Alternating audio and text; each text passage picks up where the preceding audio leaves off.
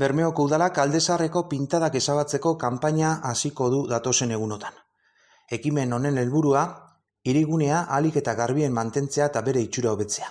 Garbiketa lan hauek eraikin eta gune publikoetan eta eraikin pribatuetan ere burutuko dira.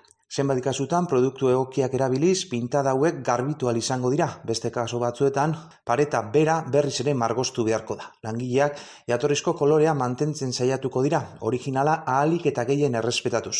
Udala guztira 150 pintadatik gora identifikatu du eraikin pribatuetako jabe batzuen baimenaren zain dago. Hala ere dagoeneko baimena eman dute eraikin eta gune publikoetan lanak hasteko. Eraikin pribatuetan 121 pintada, gune publikoetan 31 pintada, lokaletan 6 pintada.